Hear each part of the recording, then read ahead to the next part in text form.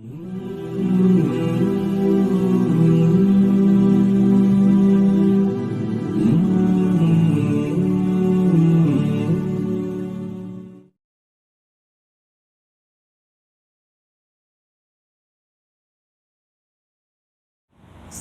warahmatullahi wabarakatuh.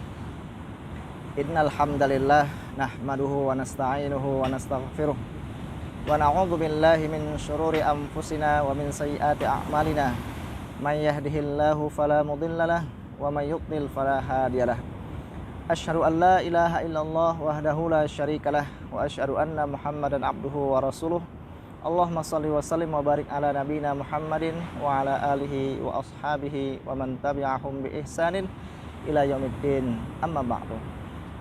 Alhamdulillah, segala puji hanya milik Allah Subhanahu wa taala. Salawat dan salam untuk Rasulullah Muhammad sallallahu alaihi wasallam beserta para sahabat, keluarga dan mereka yang terus berusaha untuk mengikuti sunnah-sunnahnya. Alhamdulillah, Allah Subhanahu wa taala masih memberi kita kesempatan untuk bernafas, menikmati kehidupan, dan tentu saja menikmati rangkaian-rangkaian ibadah yang ada dalam bulan Ramadan. Pada kesempatan kali ini kami akan menyambungkan hadis yang pernah kami sampaikan beberapa waktu yang lalu tentang 5 keutamaan yang diberikan oleh Allah Subhanahu wa taala kepada umat Nabi Muhammad sallallahu alaihi wasallam di dalam bulan Ramadan yang tidak diberikan kepada umat-umat yang lainnya. Yang pertama yang pernah kami sampaikan, khulufu famis shaimi atyabu indallahi mirihil misk. Bahwa mulut orang yang berpuasa lebih baik di sisi Allah dari minyak kasturi. Kemudian yang kedua, wa tastaghfiru lahum al malaikah hatta yuftiru. Para malaikat memintakan ampunan kepada Allah Subhanahu wa taala bagi mereka yang berpuasa sampai berbuka. Kemudian yang ketiga, hadisnya berbunyi, wa tusaffadu fihi maraqatus syayatin wala yukhlisuna ila makanu yukhlisuna fi ghairihi. Wa tusaffadu fihi maraqatus syayatin. Para syaitan dibelenggu dan mereka tidak bebas untuk menggoda manusia sebagaimana mereka bebas menggoda manusia di luar bulan Ramadan. Atau dalam redaksi hadis yang lainnya disebutkan dengan kata-kata wasuffidat asyayatin, dan syaitan-syaitan dibelenggu. Secara tekstual kalau kita menangkap dari hadis ini, para syaitan dibelenggu. Dan Allah Subhanahu wa taala sangat mampu dan maha kuasa untuk membelenggu syaitan, karena syaitan adalah makhluk Allah Subhanahu wa taala. Dan kalau kita melihat bagaimana syaitan menggoda manusia, dan kita pelajari, syaitan menggoda manusia melalui bisikan ke telinga. Syaitan juga memberikan rasa was-was kepada manusia, alladzi yuwaswisu fi sudurin nas minal jinnati wan nas. Syaitan memberikan rasa was-was, keraguan-raguan ke dalam dada manusia, ke dalam hati manusia. Ini yang kemudian umum yang kita ketahui. Akan tapi Nabi sallallahu alaihi wasallam menyebutkan dalam satu hadis cara syaitan menggoda manusia. Inna syaitan yajri minal insani majrad dami wa inni khasyitu ayyulqiya fi anfusikuma syai'an. Inna syaitan, sesungguhnya syaitan yajri, mengalir, menggoda manusia, minal insani majrad dami, di tempat mengalirnya darah, di saluran darah manusia. Wa inni, dan sungguhnya aku khawatir, wa inni sungguhnya aku khasyitu, aku khawatir, ayyulqiya fi anfusikuma syai'an. Syaitan kemudian menggoda, memberikan sifat yang jelek kepada kalian berdua, syai'an, terhadap sesuatu. Hadis ini ada asbabul wurudnya, ada sebab kejadian kenapa kemudian Nabi menyampaikan tentang perkataan ini. Tatkala Nabi sallallahu alaihi wasallam iktikaf di sebuah masjid, kemudian istrinya Safiyah menjenguk Nabi sallallahu alaihi wasallam pada waktu malam hari. Tatkala selesai menjenguk, Nabi kemudian mengantarkan kembali Safiyah istri Nabi pulang ke rumah di waktu malam hari.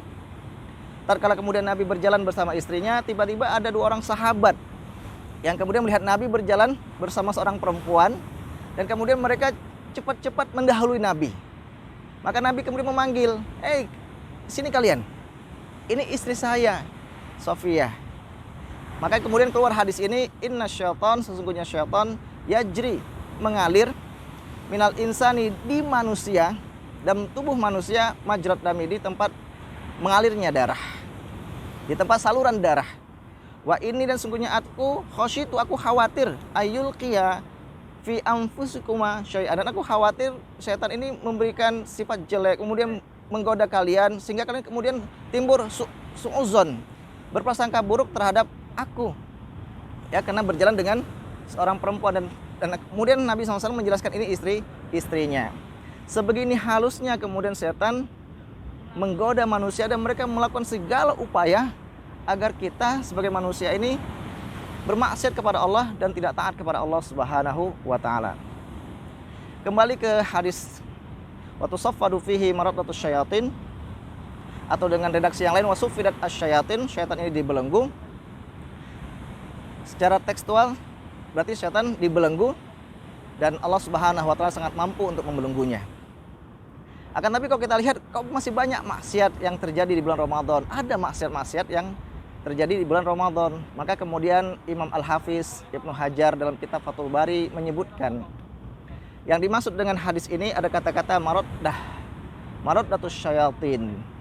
Maraddah ini artinya pemuka, bos.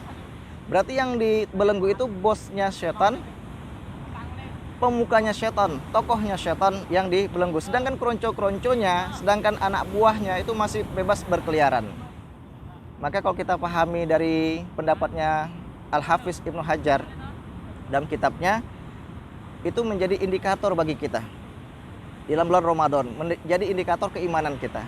Tatkala di bulan Ramadan kita susah, berat untuk melaksanakan perintah-perintah Allah Subhanahu wa taala dan masih mudah untuk melanggar larangan-larangan Allah Subhanahu wa taala, maka indikator keimanan kita masih lemah. Karena dengan anak buahnya saja, dengan keronco-keronconya saja kita mudah untuk digoda di bulan Ramadan, apalagi kemudian di luar bulan Ramadan, apalagi kemudian kalau yang keluar menggoda kita, pemuka-pemukanya. Kemudian berikutnya Al-Hafiz Ibnu Hajar dalam kitab Fathul Barinya menyebutkan, faktor seseorang itu bermaksiat itu tidak hanya melalui eksternal tapi juga internal. Faktor eksternal itu berupa syayatinul ins wal jin, setan yang berupa jin dan setan yang berupa manusia. Setan berupa jin disebutkan redaksinya dibelenggu.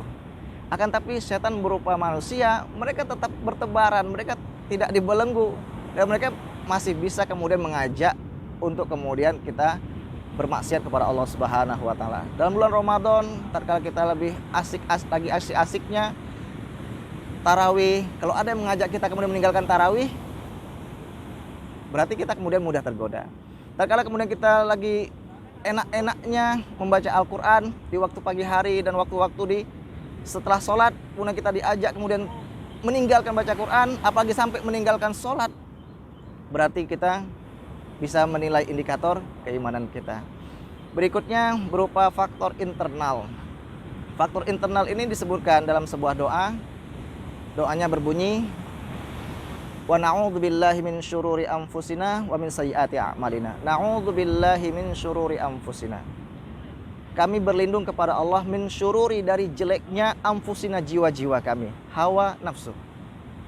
Wa min sayyiati a'malina, dan dari jeleknya perbuatan-perbuatan kami. Jadi faktor internal yang membuat seseorang itu mudah untuk bermaksiat dan berat untuk melaksanakan perintah Allah Subhanahu wa taala karena hawa nafsu yang ada dalam diri manusia. Makanya kita berlindung kepada Allah Subhanahu wa taala dari jelek-jeleknya hawa nafsu yang ada pada diri kita. Na'udzubillahi min syururi anfusina. Kami berlindung kepada Allah Subhanahu wa taala min syururi anfusina, dari jeleknya jiwa-jiwa kami. Wa min sayyiati a'malina, dan dari jeleknya amal perbuatan kami. Demikian yang dapat kami sampaikan tentang hadis wa tusaffadu fihi maraddatus syayatin. Syaitan dibelenggu dan mereka tidak mudah menggoda manusia sebagaimana mereka mudah menggoda manusia pada waktu yang lain-lainnya. Mudah-mudahan ini bermanfaat. Nun wal qalami wa ma yasturun billahi fi sabilil haq fastabiqul khairat. Wassalamualaikum warahmatullahi wabarakatuh.